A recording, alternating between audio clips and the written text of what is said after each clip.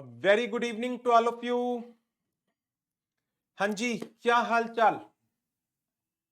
और ये भी बता दो, चैप्टर 7 के टॉपिक्स सारे के सारे SA 700, 701, 5, 6, 10, 20 thereafter duties of auditor under companies act 2013 and CARO 2020, इन सारे टॉपिक्स को अच्छी तरह से रिवाइज किया है या नहीं किया? क्योंकि रिवाइज नहीं किया होगा तो हो सकता है कुछ क्वेश्चंस को सॉल्व ना कर पाओ, एमसीक्यूज को, और रिवाइज कर रखा होगा देन फिर मुझे लगता है ईच एंड एवरी क्वेश्चन को सॉल्व कर ही लोगे। जी बताइए, रिवीजन कर आए हो? लास्ट सेशन में ही बता दिया था आपको कि आज केस स्टडीज डिस्कस करेंगे। सिर्फ कारो रिवाइज किया है। चलो, कुछ तो रिवाइज किया। हाँ राहुल, कोई दिक्कत नहीं है, कारो तो रिवाइज किया। चलिए स्टार्ट करते हैं। Case studies of chapter number 7। Clause 15 तक कर लिया, इससे बात थोड़ी बनेगी, 6 ही तो बचे। अच्छा, एक ये इंडेक्स तैयार की है मैंने केस सिनेरियो की। एमसीक्यू बुक का 10th एडिशन, नेक्स्ट एडिशन जो है वो मैंने अभी काम कर रहा हूं उसके ऊपर, और उसी में ये एक इंडेक्स भी तैयार की है। इस इंडेक्स के अंदर chapter wise, topic wise case study दी गई हैं अलोंग विद द रेफरेंसेस कि ये केस स्टडीज हमने कहां से उठाई है। जैसे आज हम चैप्टर नंबर 7 की केस स्टडीज कवर करने वाले हैं, तो चैप्टर 7 में हमारे पास 5 केस स्टडीज हैं। First case study standards on auditing पर, second case studies again standard on auditing पर, third one reporting under CARO 2020, fourth 700 and SEBI circular on auditors resignation, and last 706 and CARO पर। First case study study material की है और board of studies के knowledge portal पर number 10। Second case studies board of studies के knowledge portal की है। Third case studies board of studies के नॉलेज पोर्टल की है और सितंबर 23 के एमटीपी में भी पूछी गई थी। Fourth case studies board of studies के नॉलेज पोर्टल में 2 बार रिपीट हुई है और मार्च 24 के मॉक टेस्ट पेपर की है। एंड फिफ्थ केस स्टडी सितंबर 24 के मॉक टेस्ट पेपर की सेकंड केस स्टडी है। तो 5 केस स्टडीज हैं जिन्हें हमें आज कवर करना है। हाँ जी अमित, क्वेश्चन है एक, प्राइवेट लिमिटेड कंपनीज की रेस्ट्रिक्शन इररेलेवेंट नहीं है क्योंकि वो तो वैसे भी स्मॉल, बिल्कुल, to a greater extent they are not relevant nowadays. बिल्कुल सही कह रहे हो अमित, और ये क्लास में डिस्कस भी किया था हमने पॉइंट। चलिए स्टार्ट करते हैं फर्स्ट केस स्टडी से, जो बोर्ड ऑफ स्टडीज के पोर्टल 10 और स्टडी मटेरियल की केस स्टडी है।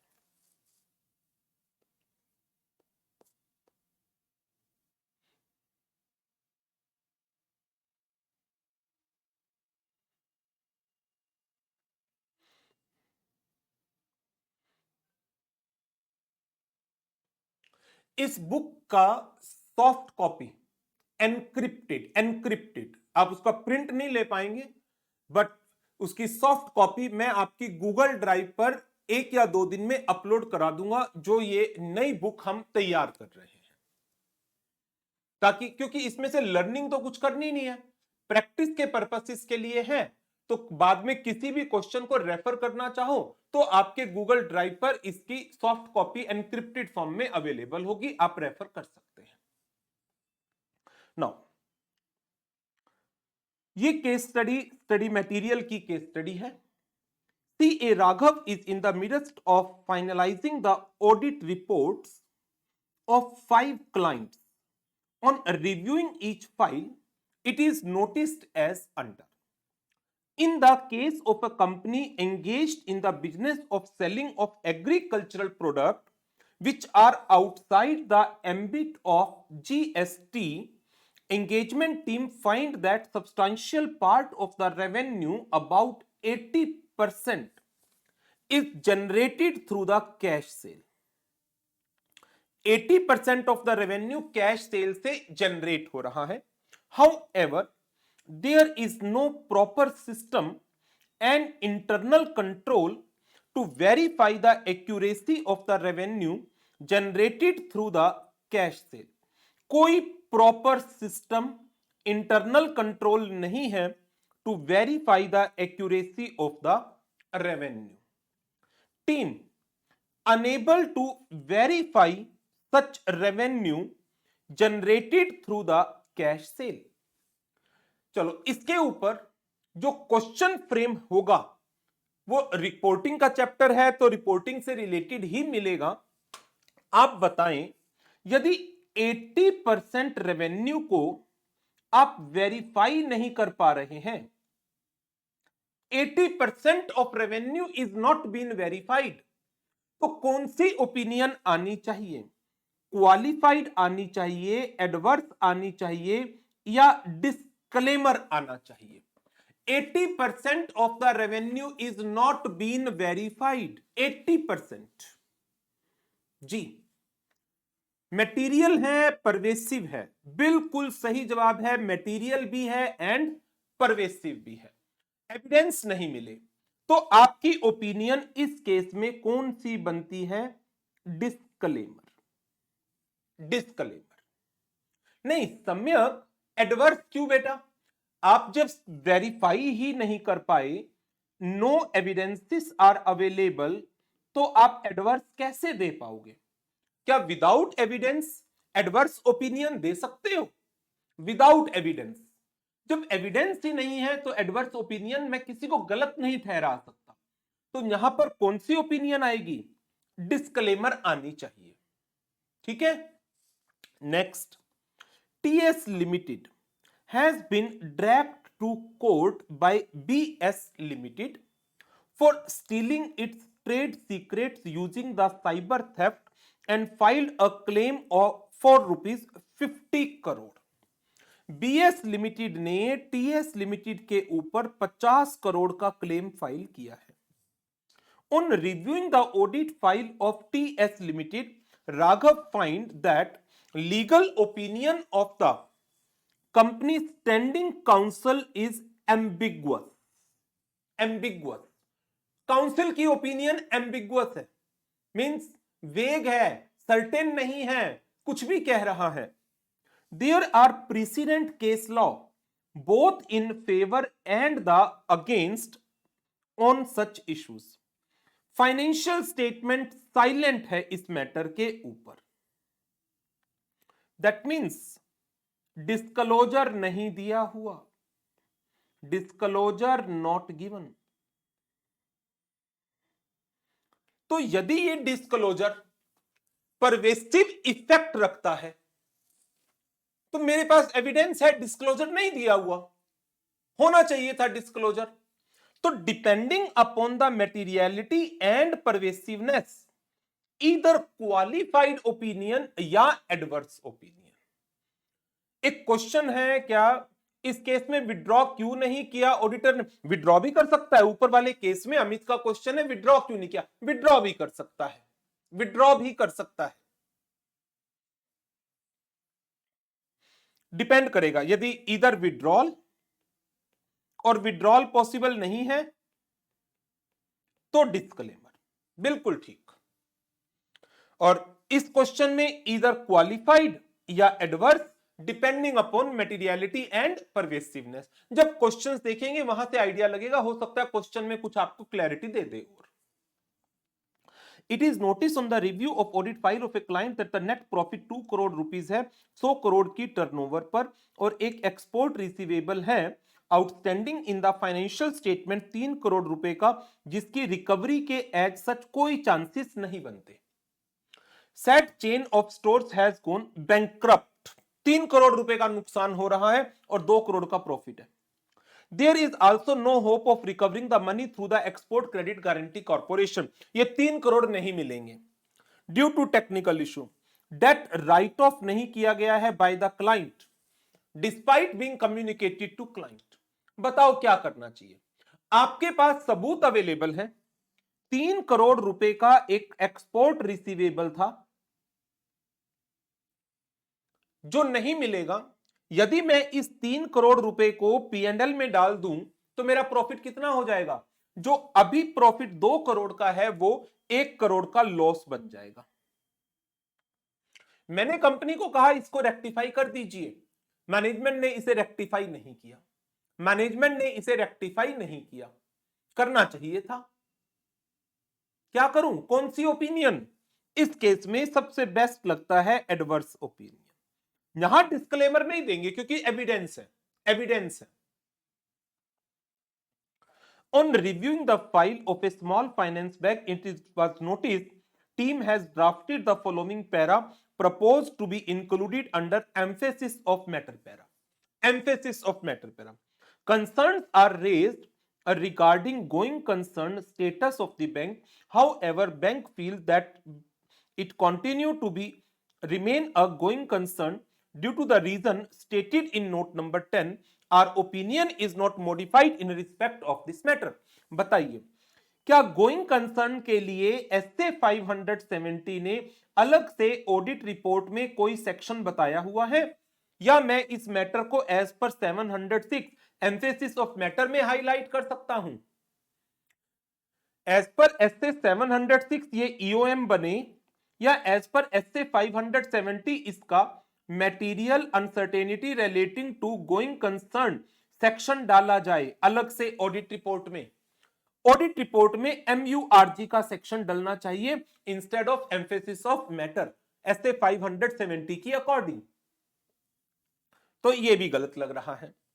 नेक्स्ट है, on reviewing the file of a client it is noticed that team was not informed about finished goods of rupees 1 crore lying at a location taken on a rent in February 24. 1 crore के finish goods एक location पर रखे हुए हैं जो किराए पर ली हुई थी location. The said issue was flagged at the time of reconciling the inventory. तो इन्वेंट्री रिकंसिलेशन के टाइम पर एंगेजमेंट टीम ने इस मैटर को हाईलाइट भी करा। Hence, team could not attend physical inventory counting. Physical inventory count नहीं कर पाए। Alternative procedure cannot be performed in absence of the adequate record. Total inventory 8 crore रुपए की है, क्लाइंट का प्रॉफिट 10 करोड़ रुपए का है, तो इस 1 करोड़ रुपए की इन्वेंट्री की एग्जिस्टेंस के, उसकी कंडीशन के एविडेंस मेरे पास नहीं है, because I was not been able to attend the physical inventory count and adequate records are not available. 8 crore की इन्वेंट्री है, 1 करोड़ की चर्चा है, 10 करोड़ का प्रॉफिट है। तो ऐसे केस में मुझे कौन सी ओपिनियन पर जाना चाहिए? एविडेंस तो मेरे पास फिनिश गुड्स की एग्जिस्टेंस के कंडीशन के नहीं है, नहीं है। क्या मैं डिस्क्लेमर दूं या मैं क्वालिफिकेशन डालूं? जवाब आया बिल्कुल सही है Amit, Rahul, Varun, qualified, qualified, right सम्यक, क्वालिफाइड ओपिनियन। चलो, हमने तो अपनी तरफ से सारे केस भी डिस्कस कर लिए, सबकी ओपिनियन भी ले ली। अब जरा एक एक करके क्वेश्चंस देख लेते हैं। As regards the description regarding the revenue generated through the cash sale, which of the following statement is most appropriate? Cash sale वाले में हम कहां गए थे? या तो डिस्क्लेमर या विड्रॉल। ऑप्शन 1 क्वालिफाइड का तो मतलब ही नहीं होता, एडवर्स का मतलब नहीं होता। Disclaimer of opinion and basis for disclaimer of opinion and besides statement in audit report will be changed from financial statement have been audited to auditor was engaged to audit the financial statement, ये ठीक लग रहा है। disclaimer, basis for the disclaimer, besides financial statement have been audited की जगह financial statement have not been audited, ना ना ना, ये नहीं लिखूंगा। We were appointed to carry out the audit, वो बात अलग है कि मैं ऑडिट एविडेंस कलेक्ट नहीं कर पाया due to limitations imposed over me by the management और बाय द सर्कमस्टांसेस। तो इनमें से चारों में से बेस्ट क्या है? चारों में से बेस्ट सी। विड्रॉल की ऑप्शन हो सकती थी अमित इसमें, बट ऑप्शंस में नहीं दे रखा, तो मुझे चारों में से बेस्ट लेना होता है, इस चीज का ध्यान रखिएगा। कई बार एग्जाम में ना मल्टीपल चॉइस क्वेश्चन के अंदर डाटा कई बार इनकम्प्लीट होता है, इनएक्यूरेट भी मिल जाता है। तो ऐसे केस में ये नहीं अरे इंस्टीट्यूट ने ये कर दिया, वो कर दिया, ऐसा कर दिया, वैसा कर दिया। आपका मतलब है, आपका कंसर्न है करेक्ट आंसर को ढूंढना। जैसे इस बार एक बैंक ऑडिट में कैपिटल एडिक्वेसी रेशियो का क्वेश्चन आया और उसमें परसेंटेज या 2 जीरो लगाना भूल गया, तो 9% की जगह 900% आ रहा था, 900% आ रहा था आंसर, ऑप्शन थी 9% की, तो ठीक है ना, 9 सेलेक्ट कर लो, बात खत्म। मोस्ट अप्रोप्रिएट जो चारों में से सही लग रहा है। अगर विड्रॉल होता तो भी ये डिस्क्लेमर नहीं होता, या फिर ऑप्शन होती इधर ए और बी, इधर ए और बी, ऐसी ऑप्शन बनाता कुछ।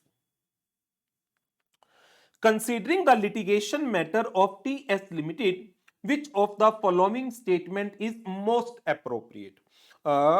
50 करोड़ का मैटर था, डिस्क्लोजर नहीं दिया हुआ था, इधर क्वालिफाइड या adverse depending upon materiality and pervasiveness, unmodified ना। It amounts to non-disclosure of a material contingent liabilities. Adverse opinion need to be expressed. ये आंसर ठीक हो सकता है। It amounts to non-disclosure of a material contingent liability. Qualified opinion needs to be expressed. ये answer भी ठीक हो सकता है। Company has not made a material provision. Adverse opinion need to be expressed by the auditor.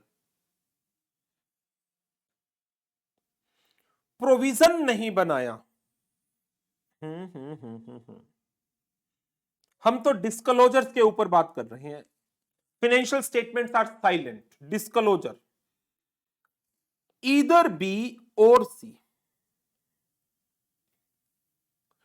यहां word लिखा है material, material के साथ क्वालिफाइड सही लगता है। यहां वर्ड लिखा है मटेरियल हैविंग परवेसिव इफेक्ट, यदि परवेसिव इफेक्ट होता तो एडवर्स भी आ जाता। तो अब क्या करूं, क्या करूं? इधर बी और सी तो उसने दे ही नहीं रखा, बी और सी में से मोस्ट एप्रोप्रिएट निकालना है। कौन सा निकालूं?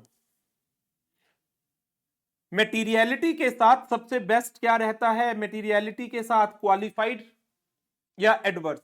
एडवर्स चलता है मेटीरियलिटी एंड परवेसिव के साथ। तो बताओ बी और सी में से कौन सा बेस्ट आंसर लगता है? एमसीक्यू में कई बार डाटा इनकम्प्लीट, इनएक्यूरेट, अधूरे होते हैं, तो आपको मोस्ट एप्रोप्रिएट ढूंढना है। मोस्ट एप्रोप्रिएट इसमें कौन सा लग रहा है? यहां पर परवेसिव वर्ड नहीं लिखा हुआ क्वेश्चन में। राइट राहुल, कपिल, बिल्कुल सही। Amit, C answer is the best, most appropriate, right समय, qualified opinion. Non recoverability of export receivable 3 crore रुपए का, इसको तो डिस्कस कर ही लिया था। यहां पर तो एडवर्स पर ही हमने कंक्लूजन निकाला था, adverse opinion. Small finance bank वाले के केस में material uncertainty relating to going concern MURG para आएगा as per SA 570। Draft para drafted by the team is proper and in accordance with 570, गलत। Proper in accordance with 570, गलत। Instead of giving emphasis of matter para, separate section on material uncertainty relating to going concern in the report should be given in accordance with SA 570, ठीक है। Separate paragraph on material uncertainty relating to going concern under the heading emphasis of matter, heading EOM थोड़ी डालूंगा, heading भी क्या रहेगी, material uncertainty relating to going concern, MURG, MURG, answer C. Next है question क्या है, regarding issue of not informing team regarding the inventory of finish goods, 1 crore की inventory, इस पर क्या लेंगे, इधर डिस्क्लेमर या क्वालिफाई, जवाब आपने दिया था क्वालिफाई, मटेरियल इफेक्ट था, मटेरियल इफेक्ट था तो क्वालिफाई, मॉडिफाई नहीं क्वालिफाइड, अनमोडिफाइड नहीं, इधर मॉडिफाइड, अरे मॉडिफाइड की 3 टाइप होती हैं, क्वालिफाइड, एडवर्स, डिस्क्लेमर, तो मॉडिफाइड वर्ड यूज करना ठीक नहीं रहेगा यहां, qualified is the best one. ठीक है, कोई डाउट किसी क्वेश्चन में, एनी डाउट बताइए।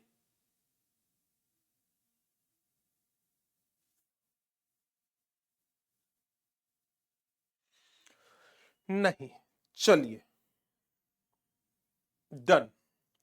नेक्स्ट केस स्टडी है, यदि आप इसको चेक करना चाहें तो बोर्ड ऑफ स्टडीज के नॉलेज पोर्टल की case study number 14, board of studies के नॉलेज पोर्टल की case study number 14।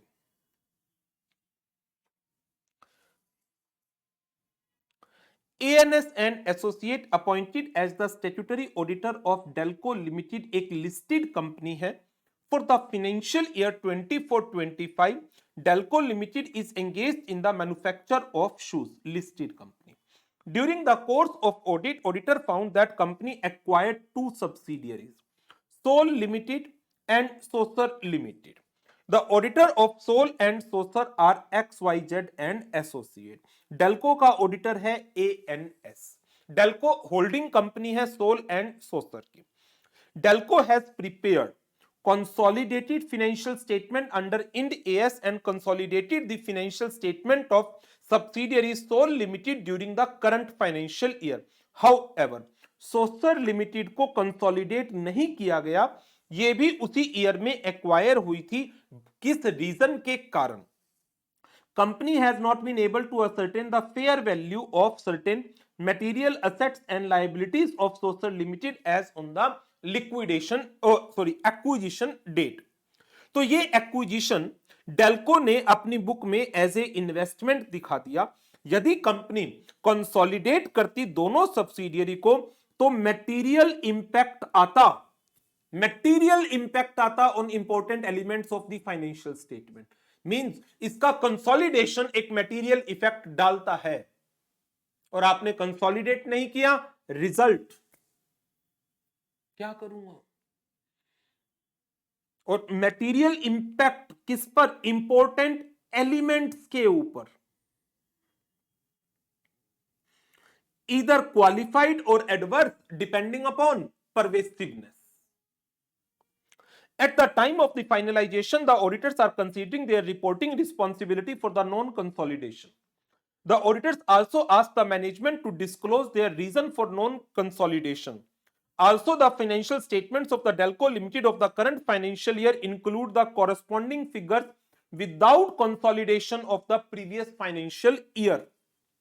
Auditors are considering the impact on their responsibilities and the management responsibilities in the audit of financial statements.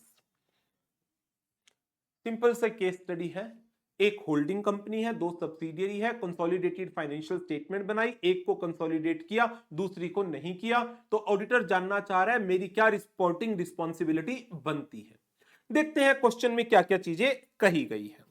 Question number 1, with respect to non consolidation of Saucer Limited with the financial statements of Delco, how should the auditor deal with the same? Disclaimer दे, क्यों, either qualified या adverse, either qualified या adverse depending upon the pervasive effect of the financial items. Auditor should give an adverse opinion if the impact is material and pervasive. बिल्कुल ठीक। Auditor should mention the fact in the emphasis of matter paragraph. Emphasis of matter तब आता है जब सारी चीजें ठीक होती हैं, जब सारी चीजें ठीक होती हैं। यहां तो ठीक है ही नहीं। हाँ जी, अमित ये कह रहे हैं सर डिस्क्लेमर क्यों ना दें। क्यों बेटा, किस चीज के सबूत नहीं मिले आपको? मैंने तुमसे कहा अपनी कॉपी दिखाओ, तुमने काम किया है या नहीं किया। तुमने मुझे ये डायरी पकड़ा दी कि सर चेक कर लो काम किया या नहीं किया। मैंने देखा अरे डायरी तो ब्लैंक पड़ी है। क्या ये ब्लैंक अपने आप में सबूत है या नहीं है कि तुमने काम नहीं किया? बताओ, क्या ये ब्लैंक डायरी अपने आप में सबूत है या नहीं कि तुमने काम नहीं किया? डिस्क्लेमर किस खुशी में दूं? मुझे नहीं पता तुमने सही काम किया या नहीं किया। मैं तुमसे कॉपी मांगू, तुम मुझे कॉपी ही ना दो तो मुझे नहीं पता तुमने काम किया या नहीं किया। तुम बोलते हो सर कॉपी घर रह गई, कॉपी घर रह गई, तो डिस्क्लेमर वाली बात आती है। तुमने तो मुझे फाइनेंशियल स्टेटमेंट पकड़ा दी जिसमें कंसोलिडेशन एक का कर रखा है, दूसरी का नहीं कर रखा। इससे बड़ा क्या सबूत चाहिए आपको? बताओ, इससे बड़ा क्या सबूत चाहिए आपको? कंसोलिडेटेड फाइनेंशियल स्टेटमेंट आपके हाथ में है, लेकिन उसमें कंसोलिडेशन सोल का कर रखा है, सोकर का नहीं कर रखा। इससे बड़ा क्या सबूत चाहिए? Consolidation has not been done, subsidiary है और ये इन्वेस्टमेंट दिखा रखी है डेल्को लिमिटेड ने। कंसोलिडेशन मैं थोड़ी करूंगा, डेल्को करेगी। I am not a management person जिसकी रिस्पॉन्सिबिलिटी हो कंसोलिडेटेड फाइनेंशियल स्टेटमेंट्स को बनाने की। फाइनेंशियल स्टेटमेंट मिसिंग, कौन सी फाइनेंशियल स्टेटमेंट मिसिंग है? डेल्को ने सोकर के फाइनेंशियल को कंसोलिडेट नहीं किया, समझे? इससे बड़ा क्या सबूत चाहिए आपको? हां, डिस्क्लेमर कब आता? यदि डेल्को ने सोल और सोकर दोनों को कंसोलिडेट किया होता और मैं कहता सोकर के मुझे कुछ रिकॉर्ड चेक करने हैं, वो रिकॉर्ड दिखा दो, मुझे सोकर के ऑडिटर की रिपोर्ट दिखा दो, तब मुझे नहीं पता कि सोकर के फाइनेंशियल ठीक डाले या नहीं डाले। यहां तो डाले ही नहीं बेटा, ठीक है? तो एडवर्स ओपिनियन आएगी। यहां डाले ही नहीं रखे आपने। किसी चीज का डिस्क्लोजर, किसी चीज का इंपॉर्टेंट डिस्क्लोजर ना दे रखा हो, ध्यान करो एसए 570 गोइंग कंसर्न, यदि मटेरियल अनसर्टेनिटी है लेकिन डिस्क्लोजर नहीं दे रखा, क्या करते हो? सीधा एडवर्स देते हो। इससे बड़ा क्या सबूत चाहिए कि आपने कंसोलिडेटेड फाइनेंशियल स्टेटमेंट्स में एक सब्सिडियरी के रिकॉर्ड को ही ऐड नहीं किया? सबूत है मेरे पास, क्लियर कट नजर आ रहा है। आपने ऐड किया होता और आप मुझे चेक करने के लिए रिकॉर्ड ना दिखाते तो डिस्क्लेमर आता। यहां तो मैं क्लियर कट आइडेंटिफाई कर पा रहा हूं ना कि फाइनेंशियल्स ही ऐड नहीं करे आपने। Auditor should mention other matter ना, अदर मैटर नहीं आता। अदर मैटर आता है ऑडिटर रिस्पॉन्सिबिलिटी को लेकर, ऑडिटर रिपोर्ट को लेकर, ठीक है? चलिए, with respect to the corresponding figures of the financial year in the current year financial statement, what are the auditor reporting responsibility? बताइए एज पर एसए 710 क्या कॉरेस्पॉन्डिंग फिगर्स को सेपरेटली मेंशन किया जाता है in the auditor report? Corresponding figure को generally नहीं, generally नहीं। Comparative financial statement में each of the period is to be referred, लेकिन कॉरेस्पॉन्डिंग फिगर्स के अंदर current period includes comparatives. Comparative are integral to the current period. Auditor opinion should refer to each period ना, ये आता है comparative के अंदर, कंपैरेटिव फाइनेंशियल स्टेटमेंट्स में। Auditor need to report on the current year financials only, be it comparative और corresponding figure. गलत। Comparative के अंदर दोनों ईयर को रिपोर्ट किया जाता है। Auditor opinion shall not refer to the corresponding figures except if previous period audit is other than an unqualified opinion. यदि पिछले पीरियड की ऑडिट रिपोर्ट मॉडिफाइड थी, an auditor has the sufficient evidence material misstatements of the prior period was not addressed earlier. हाँ, अब आप corresponding figures को highlight करेंगे current period के साथ साथ when there exist any misstatement in the corresponding figure. This is the correct one. So यदि आपको ध्यान हो एसए 710 में कॉरेस्पॉन्डिंग फिगर्स और कंपैरेटिव फाइनेंशियल स्टेटमेंट के बीच में रिपोर्टिंग डिफरेंस क्या था? इन दोनों के बीच में रिपोर्टिंग डिफरेंस, यहां each period is to be referred, यहां पर सिर्फ करंट पीरियड को रेफर किया जाता है.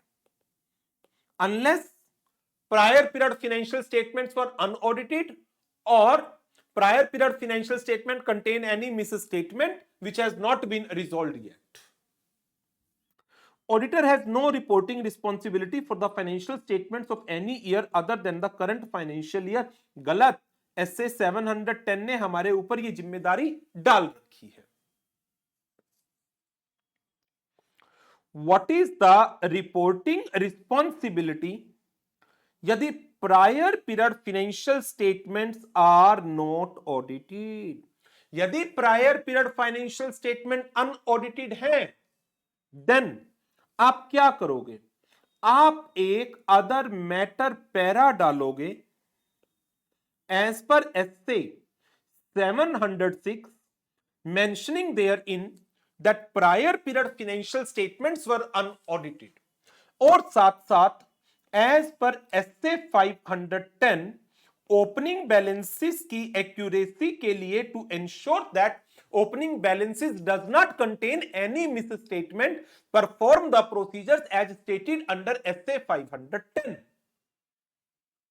की ऑडिट मैटर नहीं आएगा, अदर मैटर पैराग्राफ आएगा. Auditor will be responsible for obtaining evidence that opening balances do not contain any misstatement. Yes, as per SA 510, opening balance do not contain both B and C.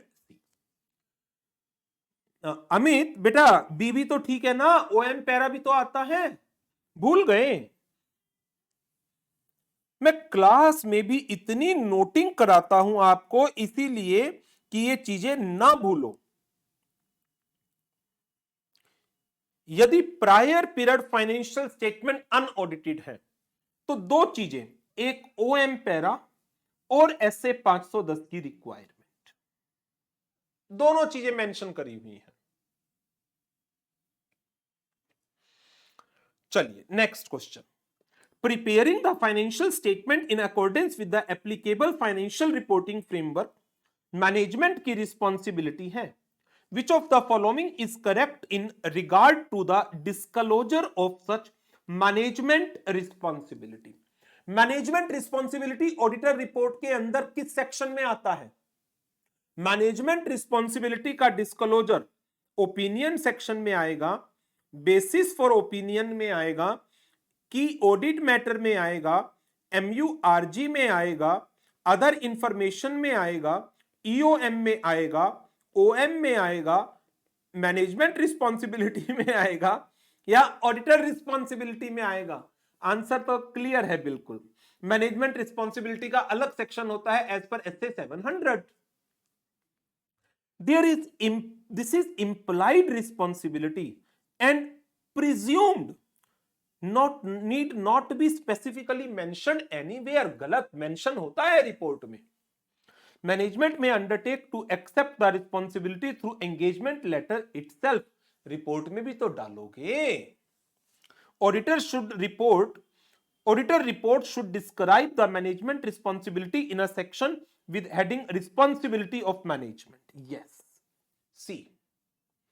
Auditor report should refer to responsibility of auditor and not that of management. Galat. Next question. If the auditor of Dalco Limited decides to give qualified or adverse opinion in the current financial year with respect to non-consolidation, qualified कब आएगा? जब इसका effect material है, pervasive नहीं है. Adverse कब आएगा? Material plus pervasive दोनों इफेक्ट हैं नॉन कंसोलिडेशन के.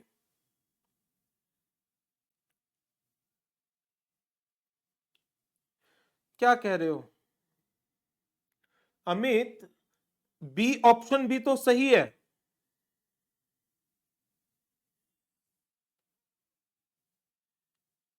डिस्क्लोजर,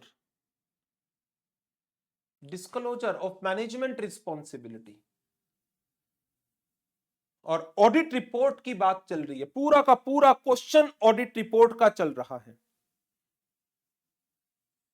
पूरा का पूरा क्वेश्चन ऑडिट रिपोर्ट का चल रहा है, तो इसमें मोस्ट अप्रोप्रिएट क्या आएगा? सी आएगा। और इसके अलावा एंगेजमेंट लेटर के अंदर मैनेजमेंट की रिस्पॉन्सिबिलिटी मैनेजमेंट खुद लिखती है या ऑडिटर लिखता है? Engagement letter is issued by whom? Engagement letter is issued by whom? Auditor. Management उसको एक्सेप्ट करती है।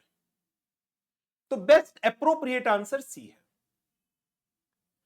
अच्छा, बात चल रही थी पांचवें क्वेश्चन की, नॉन कंसोलिडेशन के ऊपर क्वालिफाइड या एडवर्स ओपिनियन है। Which of the following is true with regard to use of EOM para for some other matter? For some other matter, EOM चलेगा as per SA 706. Auditor cannot add EOM para in his report on any matter as a qualified adverse opinion is given by the auditor. गलत। मैंने आपको बताया था एक single report में qualification, EOM, MURG, KAM, OM, OI सारे para हो सकते हैं, लेकिन वो अलग अलग अलग अलग मैटर पर हो सकते हैं। तो आप कह रहे हैं EOM डाल ही नहीं सकते, गलत। डल सकता है डिफरेंट मैटर पर। EOM can be added if auditor's opinion is neither qualified nor adverse in respect of that particular matter and matter is fundamental to the user's understanding। बिल्कुल ठीक। जिस मैटर के ऊपर आपने क्वालिफिकेशन या एडवर्स रिमार्क नहीं डाला, मींस वो मैटर सही है, उस पर आप EOM डाल सकते हैं, provided that matter is fundamental to the user's understanding of financial statements.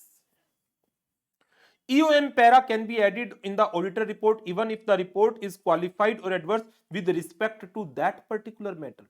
Same matter के ऊपर EOM और क्वालिफिकेशन पॉसिबल नहीं है, डिफरेंट मैटर के ऊपर। क्यों?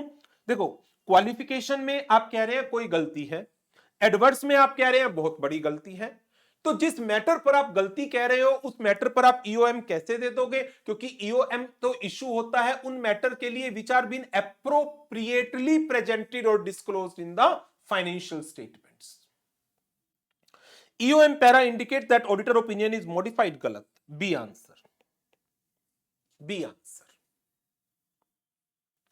If the management discloses the fact of non-consolidation of the financial statement of Soccer Limited in the notes to account of current financial year,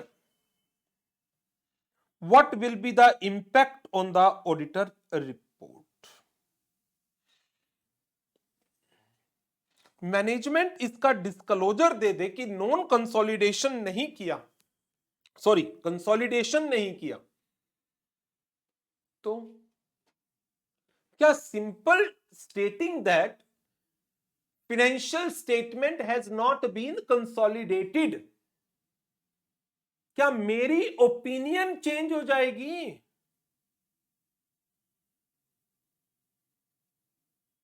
ये management का डिस्क्लोजर है। और यदि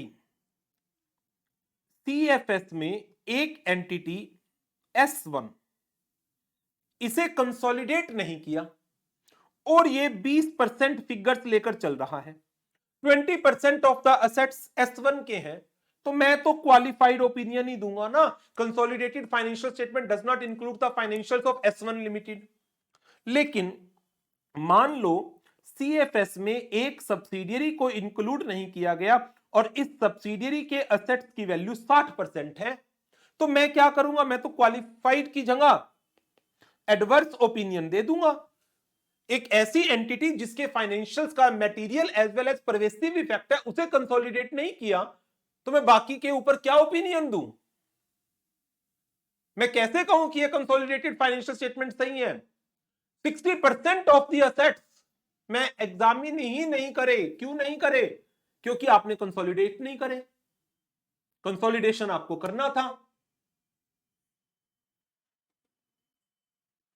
disclosure is the responsibility of management, it will not impact the auditors opinion. बिल्कुल ठीक।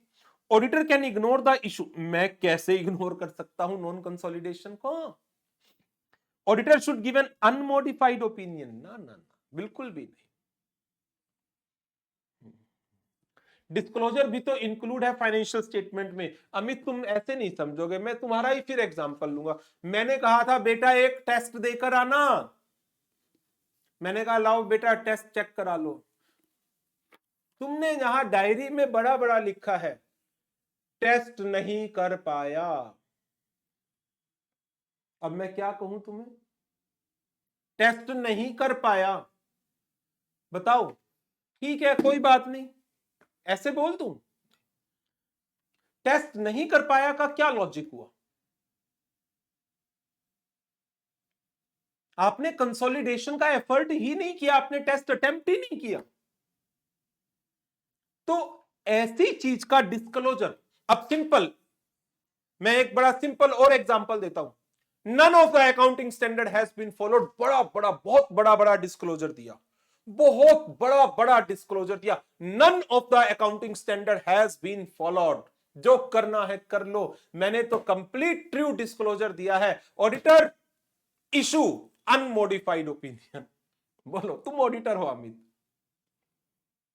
None of the accounting standard has been followed, complete full fair disclosure। क्या करोगे? ये तो दादागिरी नहीं हो रही है एक तरीके से? ऐसे केस में तो विड्रॉ करना सबसे बेस्ट ऑप्शन होती है, विड्रॉ करना बेस्ट ऑप्शन होती है। लेकिन यदि विड्रॉ नहीं कर रहे हैं, इन दैट केस फिर आपको ओपिनियन देनी पड़ेगी। और डिस्क्लेमर किस बात का दूं? जब क्लियर कट आपकी सीएफएस गलत है या नहीं, मुझे ये बताओ, क्या सीएफएस गलत है या नहीं है? कंसोलिडेशन नहीं किया आपने जबकि होना चाहिए था, क्या सीएफएस गलत है या नहीं? जहां पर आप गलत और सही का फैसला नहीं कर सकते, गलत और सही का फैसला नहीं कर सकते, वहां डिस्क्लेमर सोच सकते हो। यहां तो फैसला हो रहा है कि ये सीएफएस गलत है, फैसला हो रहा है ना, और फैसला हो रहा है, आप कंक्लूजन ले पा रहे हैं, एडवर्स ओपिनियन दीजिए ना।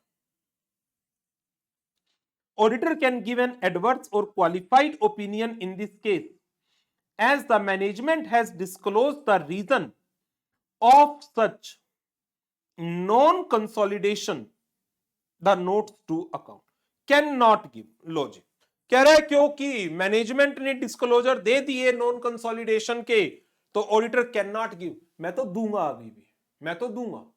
यदि मेरे हिसाब से कंसोलिडेशन होना चाहिए था और नहीं हुआ, तो depending upon the materiality and pervasiveness I will give the disclosures, और I will modify the opinion.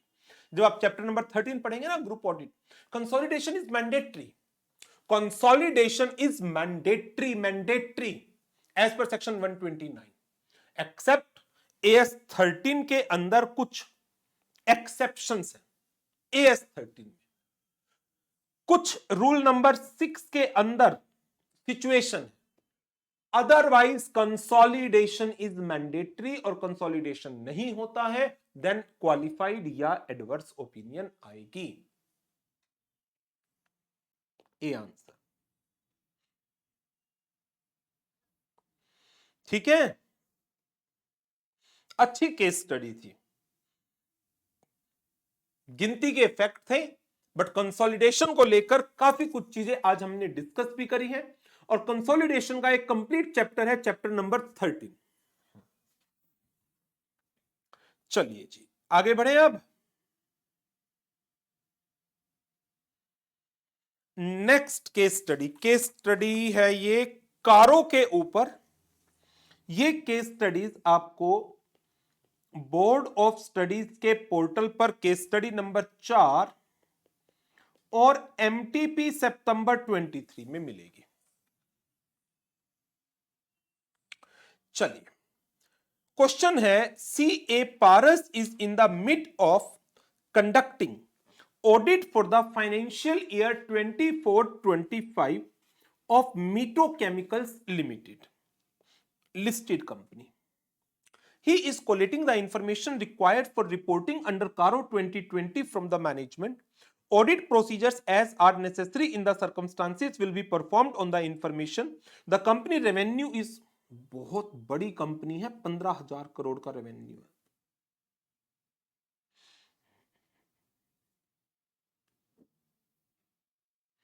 Amit, कहां दिमाग जा रहा है आज? ऊपर वाले क्वेश्चन में कह रहे हैं MURG देकर भी तो बच जाती है कंपनी।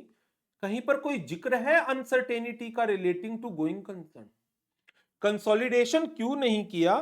क्योंकि कुछ असेट्स की फेयर वैल्यू डिटरमिन नहीं कर पा रहे थे। अनसर्टेनिटी का तो दूर दूर तक जिक्र ही नहीं है क्वेश्चन में। आप MURG पैरा कैसे बीच में लेकर आ गए ऐसे 570 का? इतना ज्यादा दिमाग नहीं चलाना। दिमाग चलाना है, लेकिन इतना ज्यादा भी नहीं कि जो चीज रेलिवेंट ही नहीं है उसको भी बीच में ले आओ, इतना नहीं, ठीक है?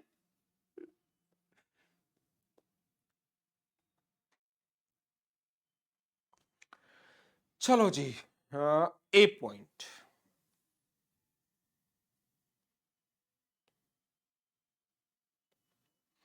Management has provided the following details of dues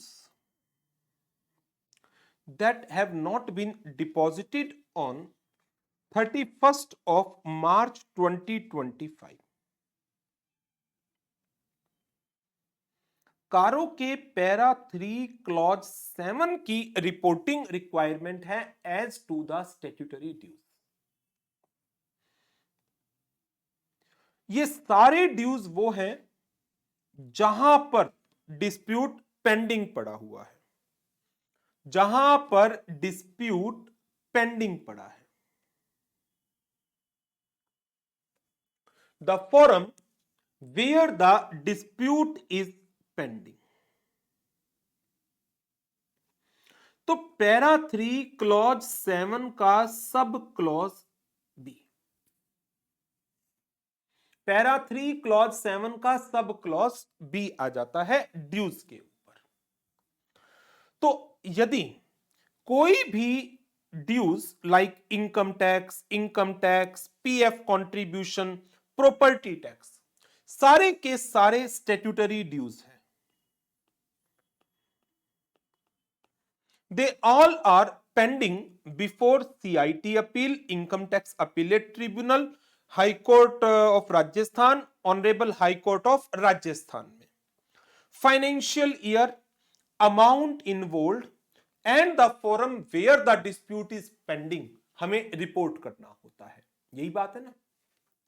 in case any of the statutory due is not paid due to any dispute, auditor is required to report the amount involved and the forum where the dispute is pending. चलो जी, company has made a provision of 10 crore in the financial statement considering the likely outcome of the matter under dispute at IT-80। जो matter IT-80 में pending पड़ा है उसके ऊपर 10 करोड़ रुपए का company ने बना दिया कोई provision. However, income tax matter जो CIT अपील के पास था, या पीएफ कंट्रीब्यूशन का, या प्रॉपर्टी टैक्स का जो मैटर है, उसके ऊपर कंपनी ने कोई भी प्रोविजन नहीं बनाया। No provision has been made. तो एक तो मुझे लगता है इसके ऊपर क्वेश्चन मिलेगा। केस बहुत बड़ा है, क्वेश्चन साथ साथ डिस्कस कर लेते हैं इसका। Select the correct statement relating to the reporting of statutory dues which have not been deposited on account of dispute under clause 37B. Only the matter relating to income tax pending before CIT appeal and PF contribution pending before Honorable High Court need to be reported. दो matter कह रहा है, फिर कह रहा है सिर्फ IT-AT का मैटर रिपोर्ट करना है, फिर कह रहा है सारे के सारे रिपोर्ट करने हैं, फिर कह रहा है इनकम टैक्स, पीएफ और प्रॉपर्टी टैक्स का मैटर रिपोर्ट करना है, IT-AT का मैटर रिपोर्ट नहीं करना। बताइए जी, as per para 3 clause 7 sub clause B, all statutory dues under disputes need to be reported, or only those disputes which are pending before IT-AT or before CIT appeal or before PF commissioner or before high court or before supreme court, ऐसा कोई अलग अलग classification पढ़ा है? नहीं पढ़ा। नहीं पढ़ा तो सीधा सा answer, all the four matter needs to be reported under कारो 2020। राइट सम्यक, अमित, भावना, वरुण। चलिए next. Following information is available from the financial statements or the records of the company. Company के नॉन करंट असेट्स है property, plant and equipment, right of use the assets, intangible assets. इसके ऊपर आ गया हमारा para 3 clause number 1। 31 मार्च 25, 31 मार्च 24, ये previous year की figure है, ये करंट ईयर की फिगर है। They are values as per gross block. Right of use assets consist of lease where the company has obtained right of use assets under the lease agreement. इसको भी report करना है, लीजेस को भी, right to use assets को। इसके ऊपर देखो क्वेश्चन क्या है, पैरा 3 क्लॉज 1 के ऊपर एक क्वेश्चन है, identify the correct statement relating to reporting duties of the auditor under clause 3(1). It is the duty of the auditor to report whether the company is maintaining proper records showing full particular including the quantitative detail and situation of property, plant, equipment। बिल्कुल सही। Similarly, there is a duty to report whether the company is maintaining proper record showing full particulars of intangible assets। बिल्कुल सही। However, this duty does not extend to maintenance of record for right to use the asset। ये गलत है, right to use the assets के भी record बनाने पड़ेंगे आपको। Further, auditor has to report whether the property, plant, equipment has been physically verified by the management। This duty to report the physical verification by the management does not extend to right the use। ना, leased assets है तो क्या हुआ, right to use तो आपके पास है और उसका फिजिकल वेरिफिकेशन तो आपको करना ही पड़ेगा। कोई बिल्डिंग है, प्लांट है, मशीनरी है। It is the duty of the auditor to report whether the company is maintaining proper records showing full particular situation of property, plant, equipment। This duty also apply to reporting on maintenance of the record for right of use and intangible। बिल्कुल ठीक। Auditor has to report whether PPE has been physically verified। The duty to report on physical verification by management also extends to right of use assets। Yes। इसमें क्या गड़बड़ है नीचे वाले में, ये कह रहा है इंटेंजिबल के नहीं बनाने पड़ते रिकॉर्ड, राइट टू यूज का फिजिकल वेरिफिकेशन नहीं होता।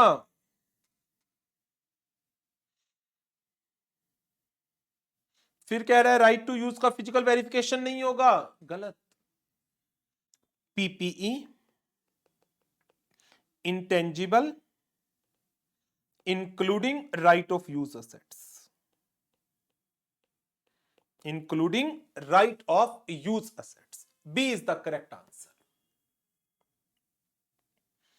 Next, Mito Chemicals Limited purchases the goods for which the central government had specified the maintenance of cost record besides cost audit mandated under section 148 subsection 2 of the Companies Act। Cost auditor has already examined the cost record and issued the cost audit report। Para 3 clause number 6, क्या company को cost records बनाने हैं?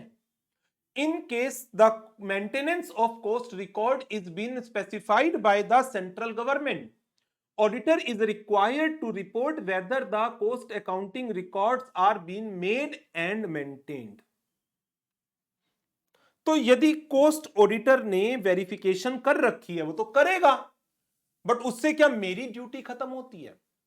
Cost auditor ने cost record examine कर लिए, cost audit report issue कर दी, क्या उससे मेरी duty as a statutory auditor खत्म होती है? ये बताइए, क्या मुझे पैरा 3 के अंदर रिपोर्ट नहीं करना? क्या in case company has prescribe the cost records under section 148, auditor is required to report whether the records are been made and maintained?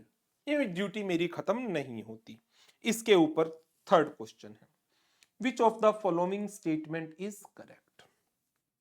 Auditor is required to report whether the prescribed account and record have been made and maintained. बिल्कुल सही। Auditor is not required to report on maintenance of cost account and cost record. Auditor is required to examine the cost audit report and consider qualifications in the cost audit report. मेरी duty नहीं है cost audit report को पढ़ना। Auditor has a duty to report on cost, मेरी duty नहीं है cost account पर reporting करना। I have a duty on to maintain, to comment on maintenance of cost record, whether the cost record are been made and maintain.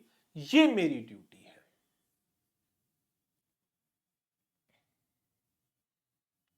Next, during the course of audit, CA Paras has found that physical verification of inventories of the company has been conducted during the year by management. The following is a summary of the inventory as per the physical verification conducted by the management versus its books of account. As per physical verification, inventory इतनी इतनी इतनी है. As per books of account, inventory इतनी इतनी इतनी है. Para 3 clause 2 क्या कहता है? यदि वेरिफिकेशन के दौरान आपने कोई डिस्क्रिपेंसी नोटिस की है for each class of asset और in aggregate, for each class of asset या एग्रीगेट में 10% और मोर, तो ऑडिटर को रिपोर्ट करना है डिस्क्रिपेंसीज को। बताइए ईच क्लास में या एग्रीगेट में? 3350 और 3650,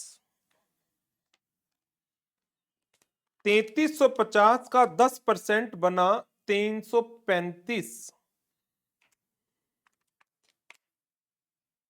3350 प्लस 10% 3685, लेस देन 10% है, लेस देन 10% एग्रीगेट में। बताइए मुझे इंडिविजुअली देखना होता है, all four are greater than 10%,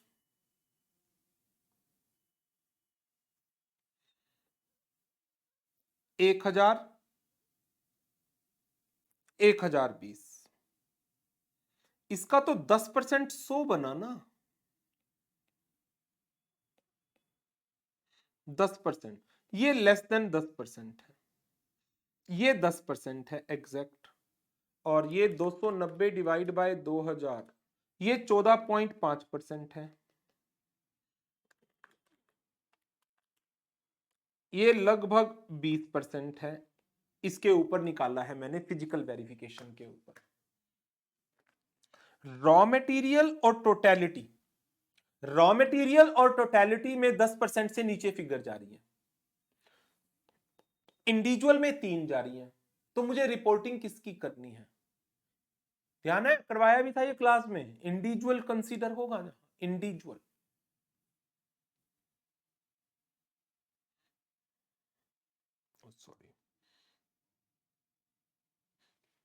इसका क्वेश्चन देखना था मुझे।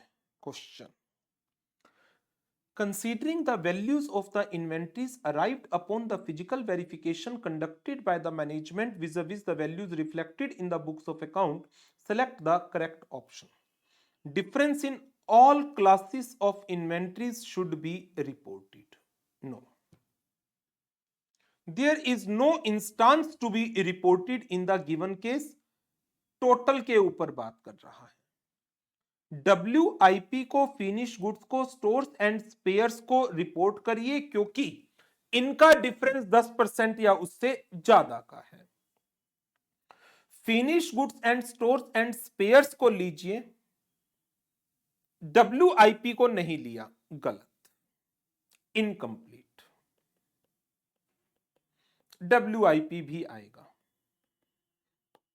C answer.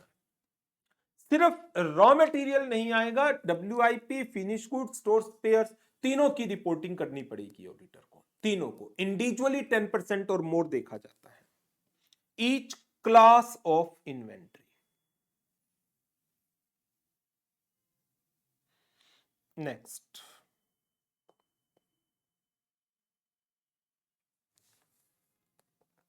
During the course of audit he is informed by the management that 2 supervisory employees have been dismissed from service due to fraud of 25 lakh committed by them.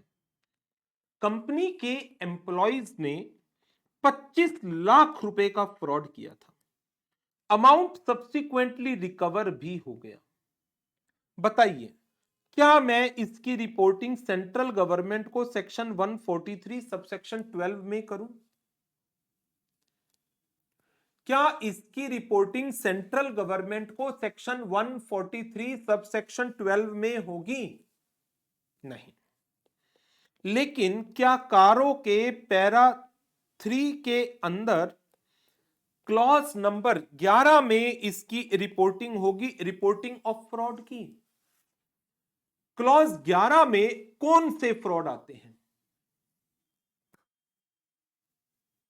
All kind of, all kind of fraud, whether committed by the company, committed on the company, amount below 1 crore, amount above 1 crore, सारे आते हैं। कारों में reporting होगी।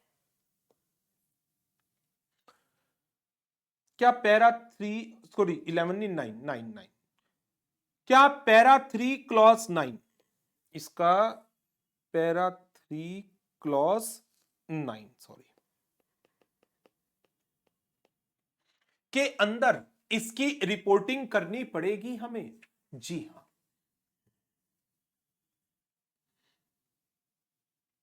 9 लिखा हुआ है।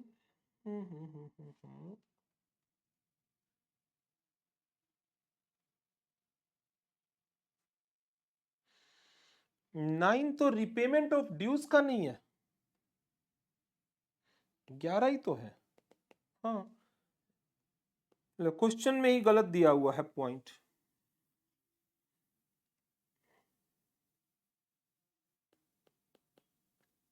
Para 11, there is no duty to report since the amount involve is less than 1 crore, no duty to report, गलत। It is a fraud on the company and the auditor should report nature of fraud, amount involve. The duty to report the fraud under this clause is irrespective of the amount involved.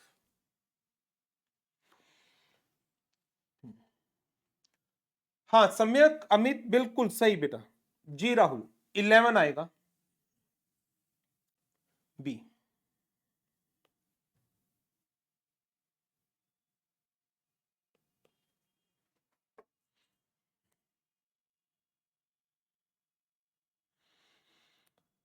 चलिए जी, ये question भी हमारा complete, अच्छा question था ये भी।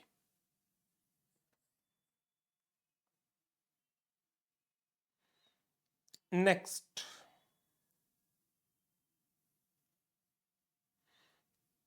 Next case study है हमारी, 3 जगह पर आई हुई है। बोर्ड ऑफ स्टडीज पोर्टल की केस स्टडी नंबर 22, फिर केस स्टडी 30 रिपीट हुई, और एमटीपी मार्च 24 में। मार्च 24 में।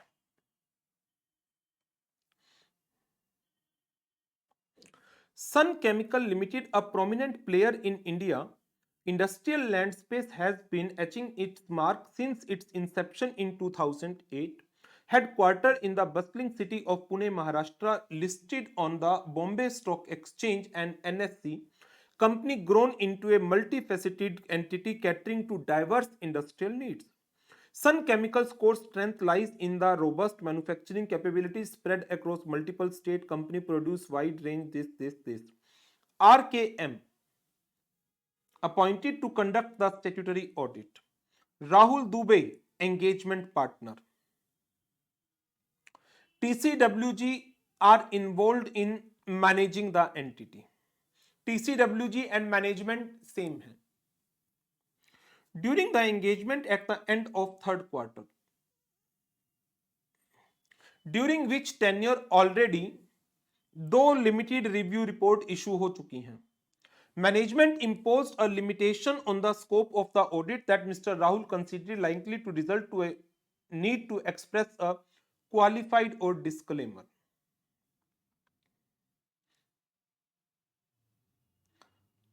क्वार्टर 1 की रिपोर्ट आ चुकी है, क्वार्टर 2 की भी रिपोर्ट आ चुकी है. अब क्वार्टर 2 के बाद क्वार्टर 3 में मैनेजमेंट ने लगा दी लिमिटेशन.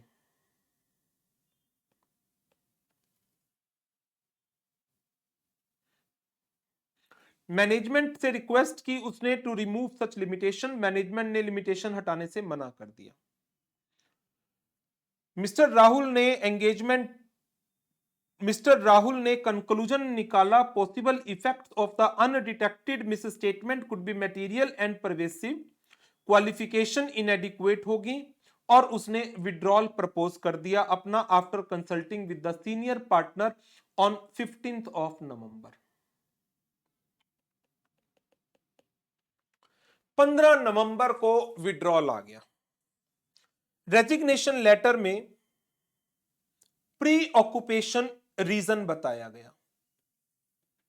आपको ध्यान हो, यह टॉपिक मैंने आपको करवाया था एसए 705 के अंदर. लिमिटेशंस का टॉपिक भी और रीजन इसका रिव्यू रिपोर्ट का. यदि मैनेजमेंट ने आपके ऊपर लिमिटेशन लगाई, आपने मैनेजमेंट को रिक्वेस्ट की, मैनेजमेंट ने मना कर दिया, डिटरमिन द पॉसिबिलिटी, सबूत नहीं कलेक्ट कर पाओ ऑल्टरनेट से भी, देन आप विड्रॉल सोच सकते हैं. लेकिन यदि विड्रॉल प्रोहिबिटेड है बाय लॉ एंड रेगुलेशन तो डिस्क्लेमर दे दीजिए. और फिर यदि आप एक क्वार्टर के एंड होने के 45 दिन में रिजाइन कर रहे हैं तो आपको उस क्वार्टर की रिव्यू रिपोर्ट देनी पड़ेगी. आप 45 दिन के बाद रिजाइन कर रहे हैं तो पिछला क्वार्टर प्लस करंट क्वार्टर दोनों की रिपोर्ट देनी पड़ेगी. 3 क्वार्टर की रिपोर्ट दे चुके हो तो पूरे ईयर की ऑडिट रिपोर्ट देनी पड़ेगी. इस टॉपिक पर यह केस स्टडी बेस्ड है हमारी. What is the responsibility of mister Rahul when management refused to remove the limitation? यदि मैनेजमेंट लिमिटेशन रिमूव करने से मना कर देती है तो आपकी क्या ड्यूटी बनती है?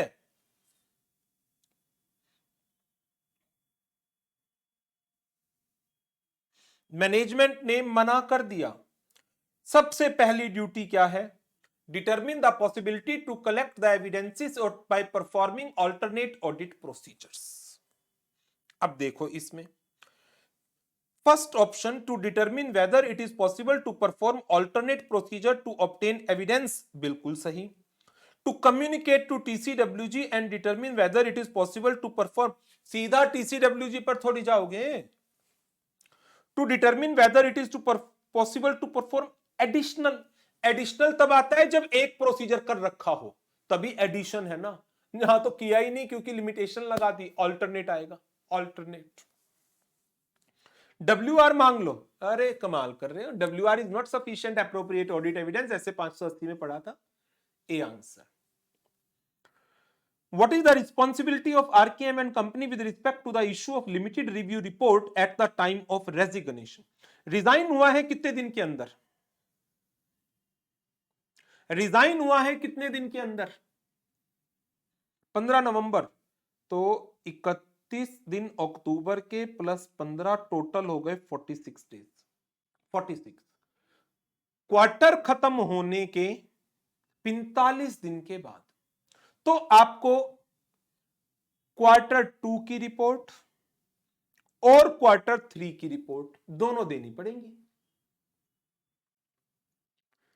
बड़ा इंटरेस्टिंग क्वेश्चन है। अब देखो, क्वार्टर 1 दे दिया, 2 दे दिया, 3 दे दिया, तो अब आगे आगे क्या?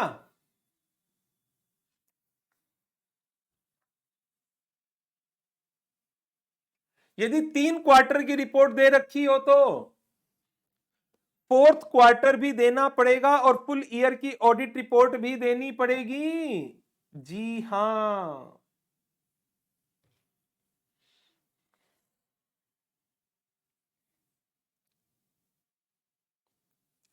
Limited review report for 3rd quarter was also required to be issued. जी बिल्कुल सही। No further limited review report was required to be issued, गलत। Limited review report for 3rd quarter was required to be issued, बिल्कुल सही। And consequently audit report for the full year, ये भी देनी पड़ेगी, बिल्कुल सही। Limited review report was 3rd quarter to be issued subject to the term ना। C is the most appropriate. Quarter 3 भी देनी पड़ेगी, क्वार्टर 4 भी देनी पड़ेगी, फुल ईयर की ऑडिट रिपोर्ट भी देनी पड़ेगी। इसने 2 लिखे हैं, ठीक है।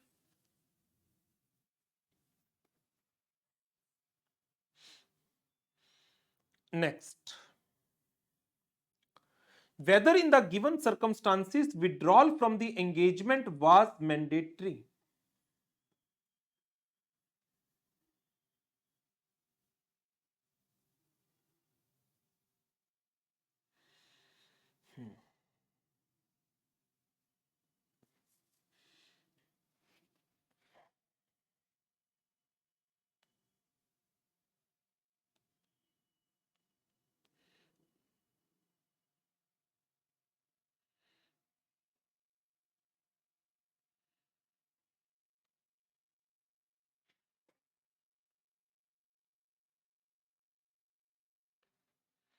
इफेक्ट मटेरियल एंड परवेसिव है।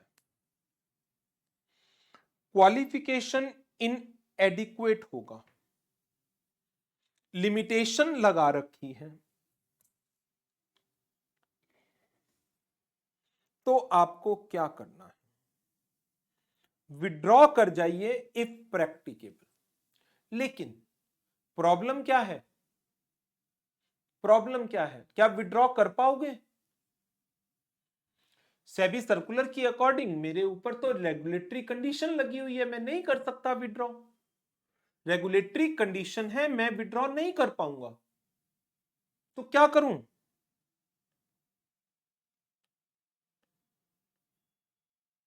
Disclaim the opinion. बताओ क्या आंसर होगा उस क्वेश्चन में? Withdrawal was not mandatory.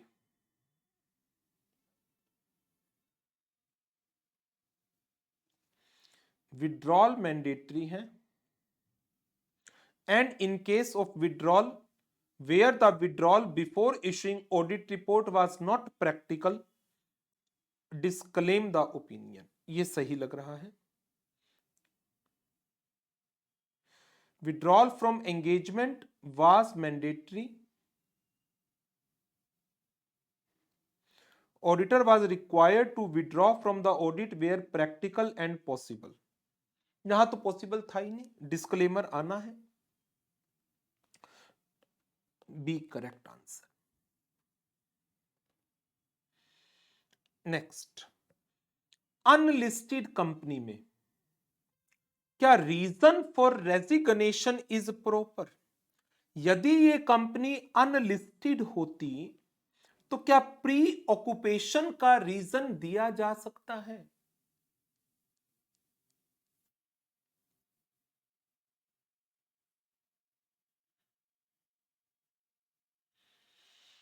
Unlisted company के केस में प्रोफेशनल प्री ऑक्यूपेशन का रीजन नहीं दिया जा सकता.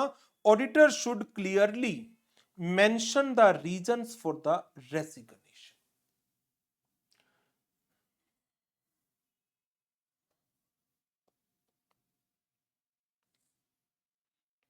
The auditor should clearly mention the reasons for the resignation. तो रीजंस जो दिया गया है professional pre occupation unlisted company में नहीं दिया जा सकता.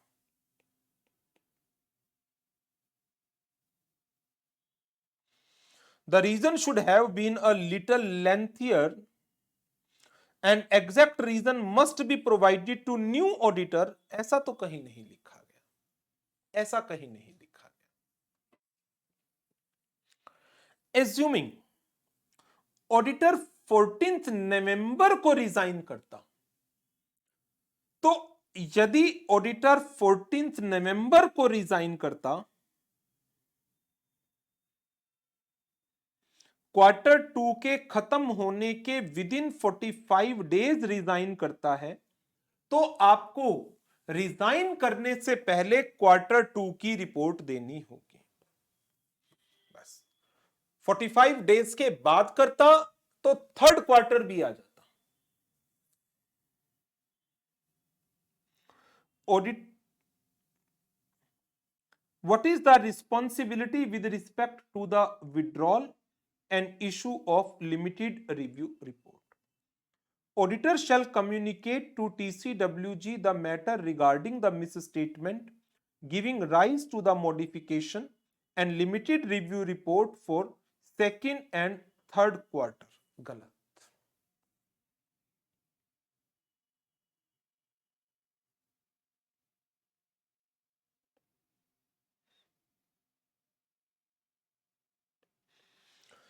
लिमिटेड रिव्यू रिपोर्ट रिक्वायर्ड ही नहीं है, ये भी गलत.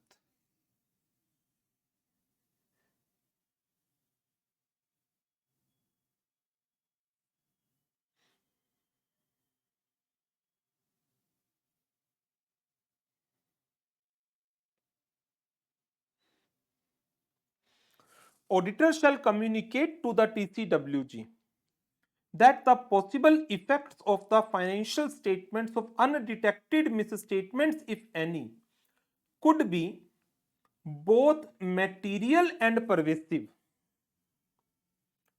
so that a qualification would be inadequate to communicate the gravity of the situation.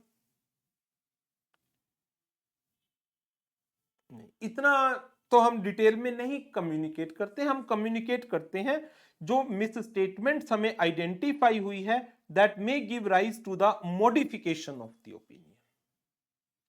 तो इसमें B answer seems to be the most appropriate. Possible effect क्या हो सकते हैं on the financial statements of undetected misstatements, and that could be both material and pervasive, कि इसलिए qualification इनएडिक्वेट रहेगी. ये तो आपकी अपनी एक जजमेंट एरिया है प्राइमरीली. तो इस क्वेश्चन में बेसिकली जो सेबी का सर्कुलर है रेजिग्नेशन वाला, उसके ऊपर दो क्वेश्चन फ्रेम हुए हैं और अच्छे क्वेश्चन हैं दोनों.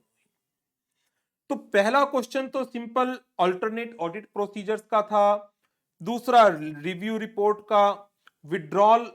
अच्छा, एक क्वेश्चन आया था अभी, क्या इस केस में विड्रॉल फ्रॉम एंगेजमेंट मैंडेटरी है? जी हां, इट इज मैंडेटरी.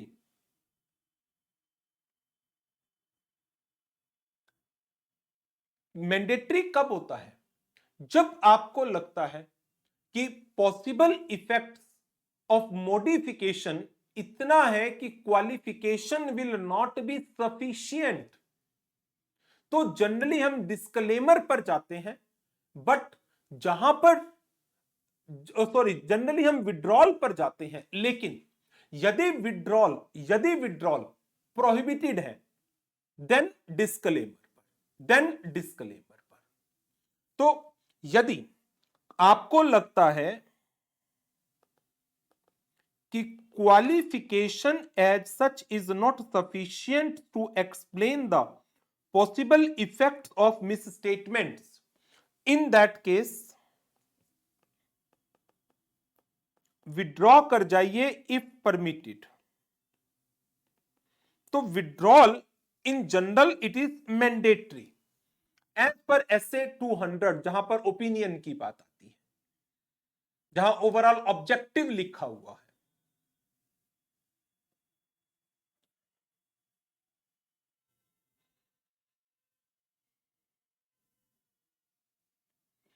ठीक है जी, कोई डाउट बताइए, कोई डाउट है तो डिस्कस करिए, नहीं तो नेक्स्ट केस स्टडीज जो एमटीपी सितंबर 24 की है उसे कवर करेंगे।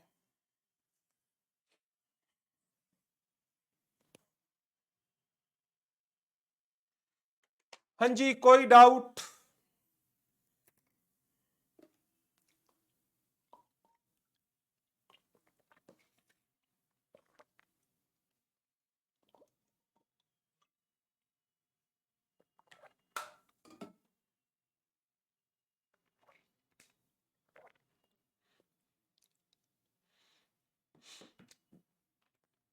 No doubt. चलो फिर आगे बढ़ते हैं।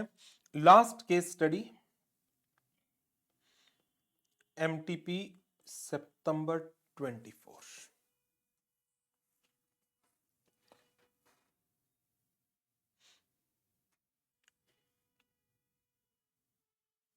समय फुल ऑडिट पीरियड की रिपोर्ट नहीं समझ में आया। ओके, देखो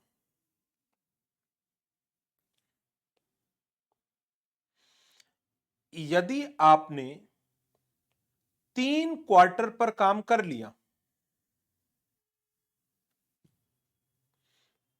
यदि आप क्वार्टर 1, क्वार्टर 2, क्वार्टर 3 इनकी रिव्यू रिपोर्ट इशू कर चुके हो, तो इसका मतलब क्या आप एक फाइनेंशियल ईयर के सब्सटेंशियल पार्ट को एग्जामिन कर चुके हैं?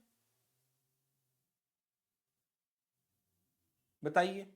9 months already been examined by you,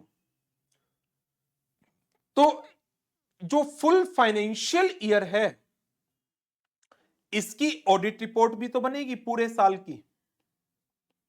तो सेबी के सर्कुलर में कहा गया है एनी प्रैक्टिशनर जिसने कंपनी के 3 क्वार्टर की ऑडिट या रिव्यू रिपोर्ट दे रखी है वो क्वार्टर 4 में एज सच रिजाइन नहीं कर पाएगा। उसका विड्रॉल तभी पॉसिबल है जब वो इस ईयर की पूरे ईयर की ऑडिट रिपोर्ट इशू करे, उसके बाद जाए।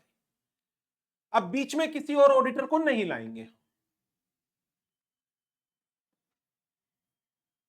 रिव्यू किया है, ऑडिट नहीं, दैट्स ओके, कोई प्रॉब्लम नहीं है। यदि आपने पिछले 3 क्वार्टर की रिव्यू या ऑडिट रिपोर्ट कुछ भी दी है and you are the auditor of this company, review या ऑडिट कंपनी की ऑप्शन पर होता है। रिव्यू या ऑडिट कंपनी की ऑप्शन पर होता है कि आपने लिमिटेड रिव्यू करवाना है क्वार्टर का या ऑडिट करानी है। जब मैंने नवंबर में रिजाइन किया तो मैंने 2 क्वार्टर ही किए होंगे? नहीं किए ना। आपने नवंबर में कब रिजाइन करा? आपने नवंबर में रिजाइन किया 16 नवंबर को। तो एक प्रोविजन और है, यदि आप एक क्वार्टर के खत्म होने के 45 डेज में रिजाइन करते हो तो आपको सिर्फ पिछला क्वार्टर देना होता है, लेकिन यदि 45 डेज के बाद करते हो तो ये वाला क्वार्टर भी देना होता है।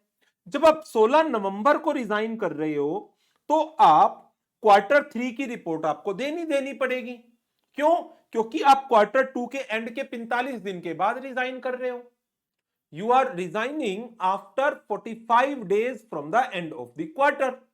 तो सबसे पहले किसकी दोगे? क्वार्टर 3 की दोगे। और देखो क्वेश्चन में भी उसने क्या लिखा है, कंसिक्वेंटली। क्योंकि आपको थर्ड क्वार्टर की रिपोर्ट देनी पड़ेगी। क्यों देनी पड़ेगी? सेकेंड क्वार्टर के 45 डेज के बाद रिजाइन कर रहे हो, और इसका कॉन्सिक्वेंस क्या आएगा? पूरे ईयर की ऑडिट रिपोर्ट भी आपको देनी पड़ेगी। क्यों? क्योंकि 3 क्वार्टर की रिव्यू रिपोर्ट दी आपने। ये कॉन्सिक्वेंशियल इफेक्ट आया है। Got it? चलो फिर आगे बढ़ते हैं। Next and the last case study, EFG incorporate हुई 84-85 में, distinguish itself as one of the most rapidly growing non banking financial company, NBFC है। Having principal business of granting the loan, head office कहां है? पुणे में। A city renowned for its dynamic financial and the industrial sector, remarkably, EFG holds the notable achievement of being among the first NBFC to be listed on the stock exchange, which underscores its long-standing and influential presence in the financial market. Over the year, company has demonstrated an unwavering commitment to regulatory compliance by consistently adhering to SEBI obligations. This adherence ensures that all its operations align with the rigorous standards set by the regulatory authority, reinforcing its credibility and trustworthiness among the investors and stakeholders. Listed company है और बहुत अच्छी तरह से managed है। SD has thoroughly obtained the knowledge and the background of the company, including an understanding of legal and regulatory requirement applicable to the company. During the audit, it observed that company has violated one of the prudential guidelines of the RBI as applicable to the company relating to acceptance of the public deposit. Since company एक non-deposit taking company है, in one case during the year under consideration, company has accepted the public deposit. In this regard, management has provided a detailed note in the financial statement and also repay the deposit in the next financial year. Considering the note, auditor feel that matter is important and required attention of the user of the financial statement. Auditor said confirmation to 14 debtor to confirm year-end balances.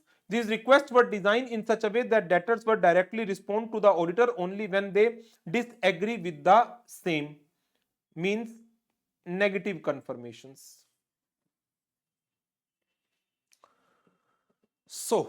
एक company है, NBFC है, listed company है, regulatory compliances बहुत अच्छे हैं, but एक problem हुई है। कंपनी ने एक वायोलेशन कर दी। Company non deposit taking company थी, but during the year company has accepted few deposits from the company from the public. Realising its mistake, company ने इसका डिस्क्लोजर दिया नोट्स टू अकाउंट्स में कि company has accepted the deposit, and next year company ने वो deposit repay भी कर दिए। इसके अलावा ऑडिटर ने एक्सटर्नल कंफर्मेशंस भेजी है डेटर्स को और नेगेटिव रिक्वेस्ट की फॉर्म में। Considering the nature of the business which reporting clause of CARO 2020 would be applicable? NBFC का कौन सा क्लॉज है? Para 3 clause number. NBFC के अंदर para 3 clause number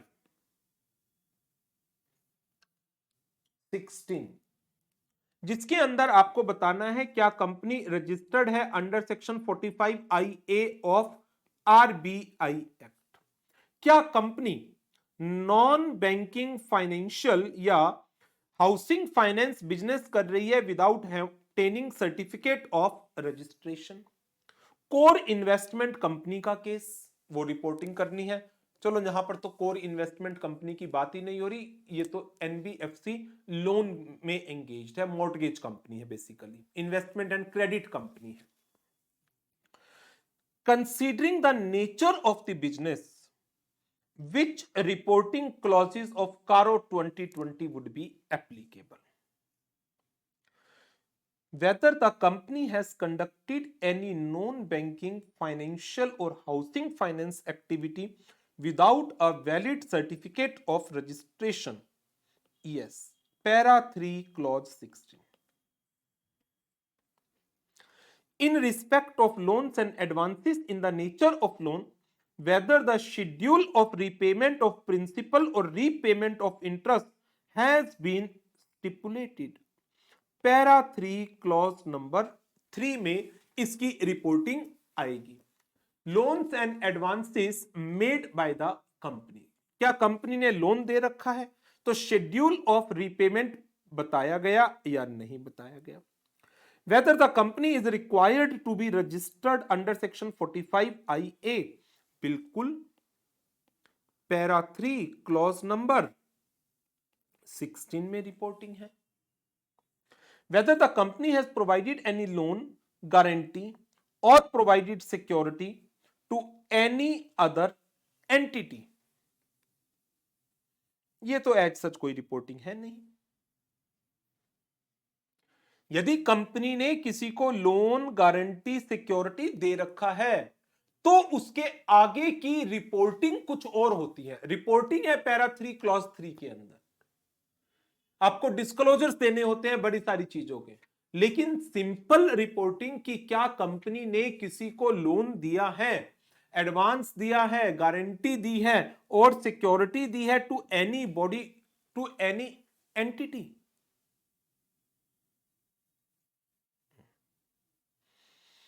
only 1 and 3 ना, ओनली 1, 2 and 3, ओनली 1 and 2 नहीं, ओनली 4 तो आएगा ही नहीं, यहां पर ओनली सही नहीं है।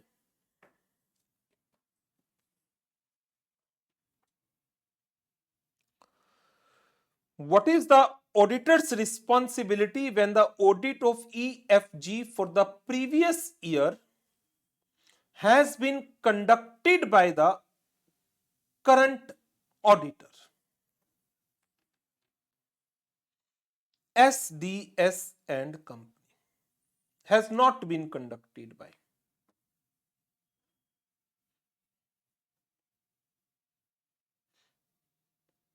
SA 706 other matter पे। Auditor need to report such matter in other matter paragraph। Emphasis of matter नहीं आएगा and opening balances does not contain any material misstatement, ऐसे 510 अप्लाई होगा। ऐसा ही क्वेश्चन तो अभी किया है थोड़ी देर पहले।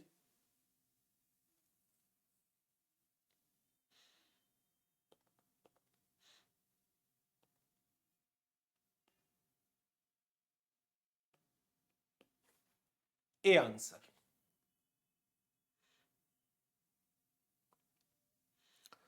नेक्स्ट, अच्छा क्वेश्चन ही बस 3 है। In the given case what is the reporting requirement in relation to SA 250 on the part of auditor with reference to violating guidelines by the company relating to acceptance of public deposit। Company ने public deposit गलत accept करे हैं, लेकिन company ने इसका complete disclosure दे दिया है। Violation हुई है, गलती हुई है, कंपनी ने डिस्क्लोजर दे दिया और नेक्स्ट फाइनेंशियल ईयर में वापस भी कर दिया और डिस्क्लोजर डिटेल में दिया है। डिस्क्लोजर डिटेल में दिया है।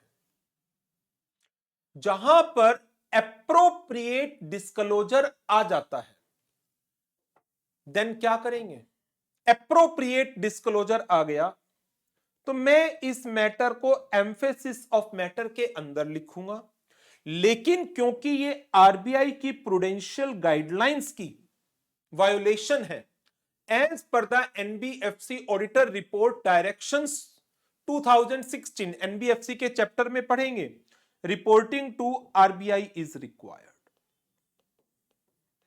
आरबीआई को रिपोर्ट करना।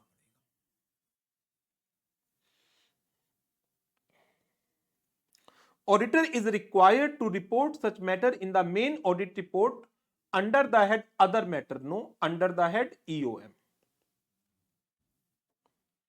Auditor is required to report such matter in the main audit report under the head EOM section। बिल्कुल सही। Only ये प्रॉब्लम है। Apart from reporting under EOM, auditor is required to report from RPI, ये उससे भी better है B से। Other matter तो आएगा ही नहीं। सी,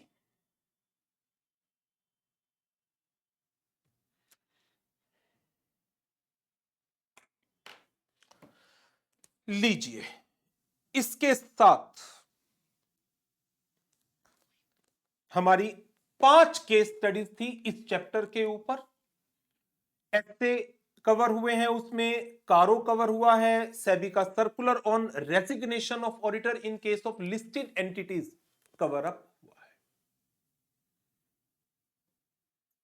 हां जी, अब बताइए कोई doubt?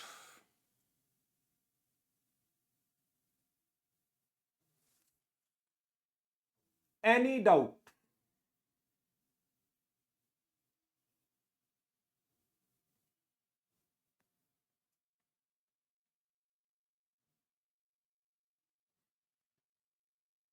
No doubt, very good. अच्छा, अब आपके होमवर्क में क्या है? जो इस चैप्टर के इंडिविजुअल एमसीक्यूज हैं वो आपको कवर अप करने हैं। इंडिविजुअल एमसीक्यूज 30-35 के अराउंड होंगे, और उनका कोई डाउट हुआ इंडिविजुअल एमसीक्यूज का तो वो मैं फिर नेक्स्ट क्लास में डिस्कस कर लूंगा। तो आज का सेशन हम यहीं तक ही रखेंगे, और कल next chapter, I think chapter 8 है हमारे शेड्यूल में, स्पेशलाइज्ड एरियाज का। ऐसे 800, 805, 810 3 स्टैंडर्ड है उसमें, वो देख लेंगे शेड्यूल के अकॉर्डिंग। आई थिंक सो कि यही चैप्टर है, उससे कंटिन्यू करेंगे। और होमवर्क में आज क्या है? जो इस चैप्टर के इंडिविजुअल एमसीक्यूज हैं वो आज ही कवर करने हैं, सो दैट कोई डाउट है तो कल लाइव क्लास में डिस्कस कर लूंगा साथ साथ। ठीक है, छोड़ने नहीं है, आज ही कवर कर लेना। और किसी ने कर लिए हैं, कोई डाउट है तो बताओ। नहीं, अभी नहीं किए, हाँ कोई नहीं, कर लेना आज, लेकिन बस आज ही कर लेना।